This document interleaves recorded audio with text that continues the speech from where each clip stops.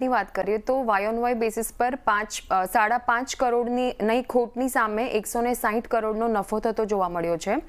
19.7 કરોડના એબિટા ખોટમાં જે હતું તેની સામે 193 કરોડનો એબિટા થતો જોવા મળ્યો છે, એટલે નફામાં કન્વર્ટ થઈ છે કંપની. અને એબિટાના માર્જિન 64% પર રહ્યા છે.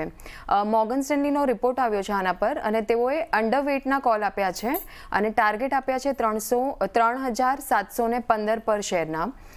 એબિટાના ફ્રન્ટ પર તેઓને લાગી રહ્યું છે કે ઇનલાઇન જોવા મળ્યો છે, પણ પ્રોફિટના ફ્રન્ટ પર મિસ થતું જોવા મળ્યું છે. અને પાછલા અમુક મહિનાથી જે એવરેજ ડેઇલી રેવન્યુમાં એટલે કે એડીઆરમાં સ્થિરતા જોવા મળી છે, અને એવરેજ ડેઇલી રેવન્યુમાં સ્થિરતાના કારણે આવક અને નફામાં ડાઉનગ્રેડ જોવા મળી શકે છે. તો આ રીતે આજે આપણને આ એક રિપોર્ટ આવતો જોવા મળ્યો છે MCX પર. ઓકે, થેન્ક યુ શ્રદ્ધા, અમારી સાથે જોડાવા બદલ અને વિગત શેર કરવા બદલ. ખાસ કરીને MCXના રિઝલ્ટ પર ડેફિનેટલી મેં પહેલાં જ વાત કરી કે ખોટમાંથી કાઉન્ટર જે છે નફામાં આવ્યું છે, પરંતુ જે બ્રોકરેજ રિપોર્ટ છે ખૂબ જ આપણને નેગેટિવ જોવા મળ્યા છે, અંડરવેટ આપ્યા છે.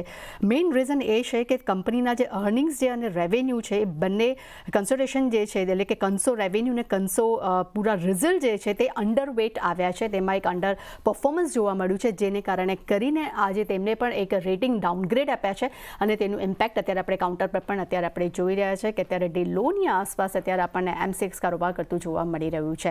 જતીન, MCX પર તમારો શું મત બની રહ્યો છે? કારણ કે એક્સપેક્ટેશન તો ખૂબ જ સારા હતા MCXના, પરંતુ રિઝલ્ટ પણ સારા આવ્યા છે, પરંતુ બ્રોકરેજ રિપોર્ટ્સ નેગેટિવ આવ્યા છે. અને ખાસ કરીને કન્સો જે રિઝલ્ટ છે એમાં એક દબાણ આવ્યું છે, તેનું ઇમ્પેક્ટ આપણે જોઈ રહ્યા છીએ. જો MCXના ચાર્ટ્સની વાત કરું તો મને લાગે છે કે હજી આ સ્ટોક ડાઉન ટ્રેન્ડમાં છે. આપણે એક પુલબેક જોયો હતો 5500ના લેવલથી 6100 6200ની આસપાસ, પણ ત્યાં ફરીથી આપણને એક રેઝિસ્ટન્સ જોવા મળ્યો. 20 ડે મૂવિંગ એવરેજનો રેઝિસ્ટન્સ હતો ત્યાં, અને ત્યારબાદ ફરીથી એક ડાઉન ટ્રેન્ડ રિઝ્યુમ કર્યું છે. તો આ ડાઉન ટ્રેન્ડ જે છે એ 5270 આ લેવલ સુધી કન્ટિન્યુ રહી શકે. ત્યાં 40 વીકની એવરેજ છે, અને સાથે સાથે વીકલી લોઅર બોલિંગર બેન્ડ છે, એટલે હાઈ પ્રોબેબિલિટી હજી ₹200ની ડાઉનસાઇડ છે આ સ્ટોકમાં.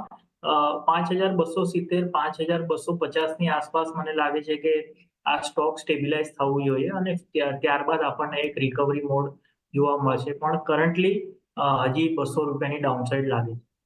ખાસ કરીને MCXમાં હજી